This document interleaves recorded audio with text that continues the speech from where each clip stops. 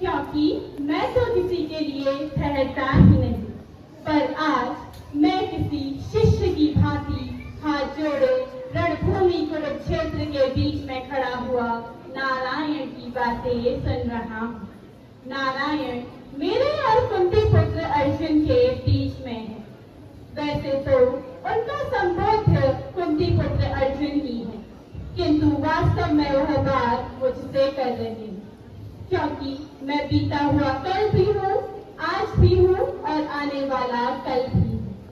अर्जुन के प्रश्न केवल अर्जुन के नहीं थे, वो प्रश्न तो पिछले युगों के लिए भी प्रासंगिक थे, इस युग के लिए भी प्रासंगिक हैं और आने वाले सभी युगों के लिए प्रासंगिक रहेंगे।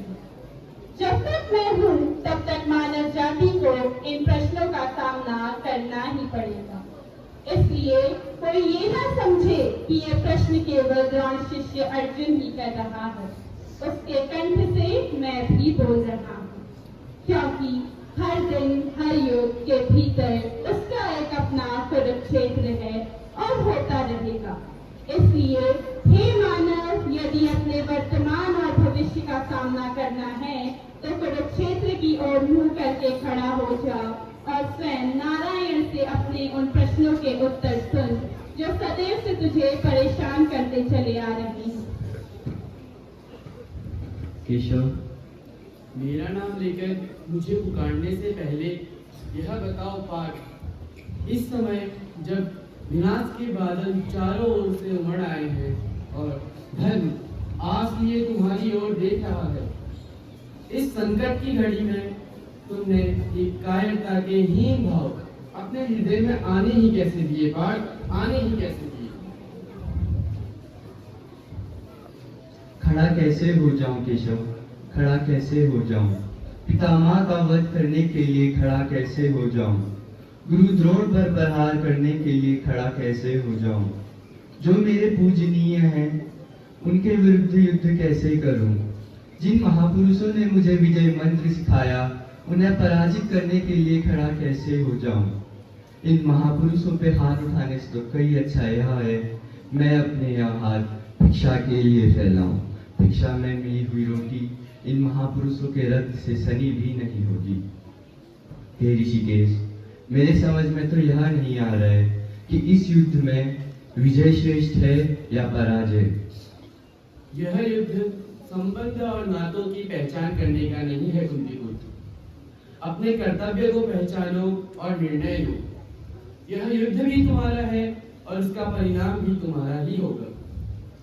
यही निर्णय तो नहीं ले पा रहा हूँ मैं केशव कि धर्म किशोर है और अधर्म किशोर। इंद्रियों को सुखा देने वाले इस शोक से बचने का कोई मार्ग दिखाइए मुझे, कोई मार्ग दिखाइए।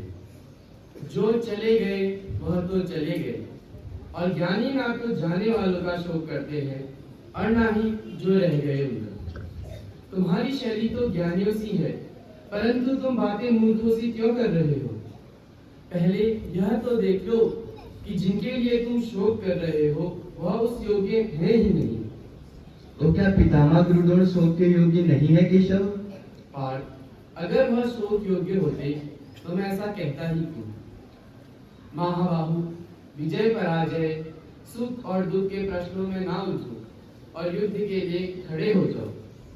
यदि इस युद्ध में तुम्हारी विजय होती है तो तुम धरती का राज व यश भोगोगे, और यदि वीर गति को प्राप्त भी हो गए तो यश के साथ स्वर्ग पाओगे।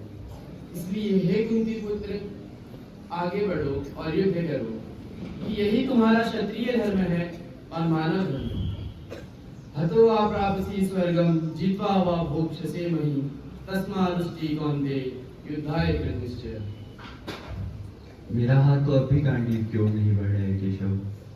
मेरे समझ में तो यह नहीं आ रहा है कि इस युद्ध से लाभ क्या होगा। तुम निर्णय इसलिए नहीं ले पा रही हो पार्थ, क्योंकि तुम इस युद्ध को केवल व्यक्तिगत लाभ व हानि की तुलना में तोड़ रहे हो। लाभ व हानि की लालसा में ना भटको, केवल कर्म करो। कर्म तो अपने आप में ही श्रेष्ठ है और कल्याणकारी भी। यदि इस समाज के लिए कल्याणकारी कर्म में तुम अपना ही भूलोगे तो तुम्हारा कर्म अशुद्ध हो जाएगा। इसलिए हे कांते, निस्वार्थ कर्म करो, फल की चिंता ना करो। कर्मण्येवाधिकारस्ते मा फलेषु कदाचन मा कर्मफल हेतु भूर माते संगोस्तु कर्मणि। किंतु निष्काम कर्म कैसे संभव है केशव? फल का ज्ञान ही तो मनुष्य से कर्म कराता है, और यदि दृष्टि से फल ही हट जाए तो कोई कर्म करेगा ही क्यों? और कर्म कोई इसलिए करेगा क्योंकि कर्म के बिना जीवन संभव ही नहीं।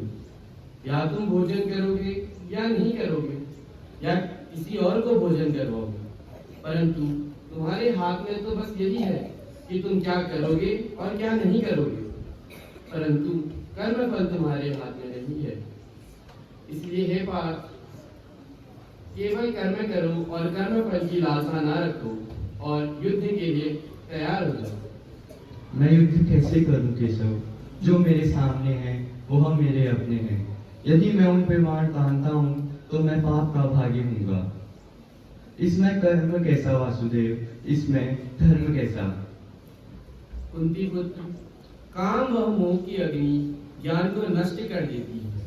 यदि तुम यह सोचो कि विजय पराजय सुख और दुख समान है और युद्ध करना ही तुम्हारा धर्म है, तो इस प्रकार तुम पाप के भागी नहीं होगे। इसीलिए हे महाबाहु, अपने अस्त्र और शस्त्र धारण करो और युद्ध के लिए आगे बढ़ो। क्षमा प्रभु क्षमा, हे नारायण, हे दया सागर।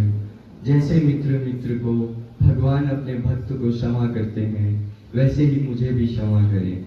मैं मूर्ख था जो अपने कर्म को ना समझ पाया। आपने मेरे ज्ञान चक्षु खोल दिए हैं केशव। अब मैं अपना क्षत्रिय धर्म भी निभाऊंगा और आपका वचन भी नहीं भूल करूंगा। धर्मस्य ग्लानिर्भवति भारत, अभ्युत्थानं धर्मस्य सदात्मानं सृजाम्यहम्।